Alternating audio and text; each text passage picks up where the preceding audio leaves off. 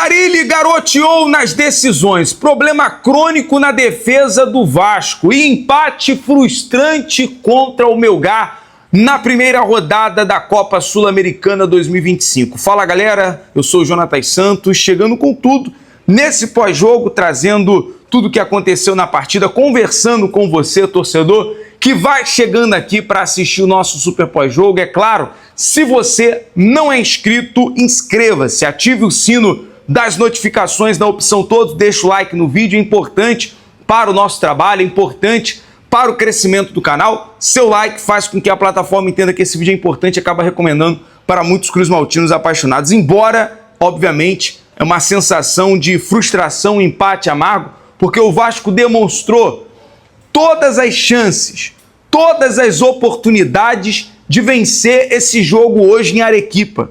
Era fundamental essa vitória para a sequência. A sequência já vai ser complicado. O Vasco já chega sábado contra o Corinthians cansado, exausto por conta da altitude, do rarefeito. É um jogo cansativo e é óbvio que todos já sabiam disso. Mas você entregar esse empate para o adversário por gols de bola aérea, por problema defensivo que já é um problema crônico no Vasco. E o que eu acho inadmissível, que o Carille acaba garoteando na decisão, é ter hoje o Lucas Oliveira como terceira opção e não o Lucas Freitas. Eu não entendo isso ainda no Carille. Muitas das vezes no jogo contra o Santos ele até acertou no segundo tempo, fez boa substituição, colocando ali o Payet, dando uma oxigenada no time, o Adson. No jogo contra o Santos, o Vasco voltou com a mentalidade vencedora, conseguiu virar a partida, quis vencer contra o Santos, mas não dá para você confiar em certos momentos de jogar retrancado. Não dá, pô. Você precisa ter uma alternativa diferente. E o trabalho do Carille, infelizmente, tem essas limitações, torcedor. É evidente.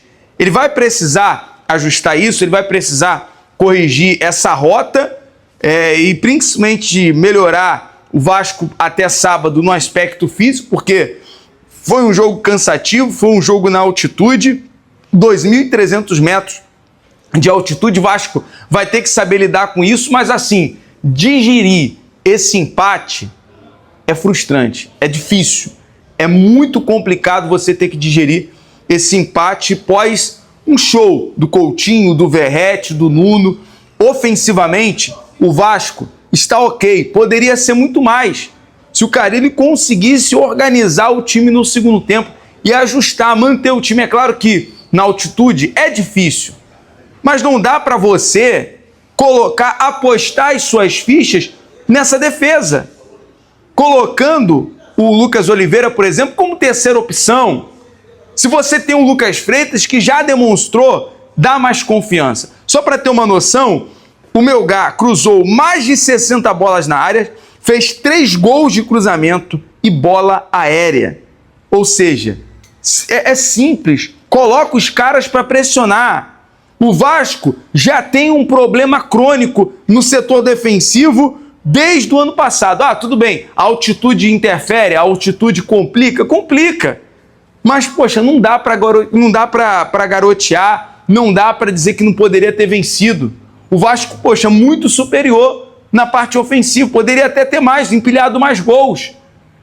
E o Carille acaba garoteando nessas decisões e deixando o torcedor preocupado para a sequência, já que a sequência vai ser complicado.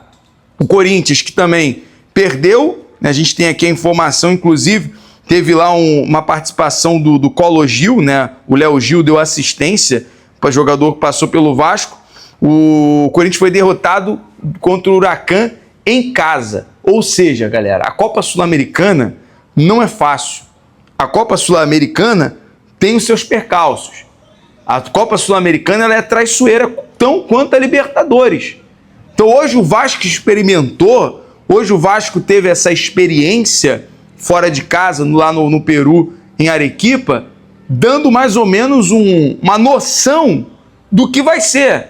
Tanto para o calendário, tanto para a sequência de jogos, como também os adversários. Não tem adversário fácil, eu já falei isso. Jogadores que são, por exemplo, do Melgar, esses jogadores que jogam futebol sul-americano no Equador, na Venezuela, no Chile, querem aparecer para o futebol brasileiro, querem ganhar uma evidência no futebol brasileiro e vão, muitas das vezes, tentar dificultar o adversário. Então, assim, basicamente, foi um show dos atacantes. Poxa, o Coutinho, um golaço, uma assistência de 3 dedos para o Verratti. O Verratti, um absurdo, um monstro, fazendo ali 2 gols importantíssimos. O Nuno participando da jogada, roubando a bola, tocando para o Coutinho, Coutinho depois pro Nuno, Nuno pro Verratti. Cara, assim, ofensivamente, o Vasco está muito bem. Agora, o que preocupa mais um ano, mais uma vez, é o setor defensivo. Acho que não dá para o Carille ter o Oliveira como terceira opção. O Vasco tem hoje Maurício Lemos, tem o João Vitor, o Lucas Oliveira, Lucas Freitas, o Souza e tem os garotos da base. Então, assim, alguma coisa vai precisar ser organizado, porque não dá para entregar o jogo da forma que o Vasco entregou hoje, meu Deus do céu. Então, assim, é uma preocupação, é uma sensação, torcedor que está chegando aqui, está comentando, uma sensação de frustração. E aí entra num detalhe, torcedor, até de uma desconfiança do trabalho do Carille. Não dá para confiar ainda 100% no trabalho do Carille. Era uma vitória que estava ali nas mãos, sabe? Que deixa o torcedor, a gente chateado. A gente já está preparando aqui, se movimentando para poder organizar a nossa viagem para São Paulo. Já na sexta-feira a gente vai acompanhar o Vasco no hotel, na preparação. Time que já tem aí o voo fretado para Guarulhos. E agora, de fato, virar a chave, né? Infelizmente, virar a chave e aprender com os erros para o jogo semana que vem em São Januário. Já tem esse jogo no sábado contra o Corinthians, em Itaquera. Tem o jogo contra o Puerto Cabello em São Januário, que não pense que vai ser um jogo fácil, vai ter ali as suas dificuldades, e o Carille vai precisar corrigir muita coisa, né? O Carille vai precisar corrigir muitos detalhes, né? A gente está aguardando em relação à coletiva do Carille, para ver se tem mais alguma novidade em relação ao que ele falou. A gente traz no vídeo de amanhã, mas eu conto com o seu like, conto com a sua moral. Mais uma vez, enaltecer o Verratti. Foram 2 gols, 3 finalizações, 4 duelos aéreos ganhos, 3 faltas sofridas, 2 cortes. O Pablo Verratti, um monstro. Para mim, hoje, o Verratti foi o melhor em campo. Melhor em campo. E mais uma vez, agradecer a toda a galera que colou aqui com a gente na nossa transmissão, no nosso pré-jogo, durante a partida. Felizmente, a vitória não veio, um empate com uma sensação de frustração, um empate amargo, mas que fica esses aprendizados. Eu acho que o Carille hoje, 100%, garoteou na decisão, garoteou na escolha. Claro que não vai comprometer o trabalho dele ainda.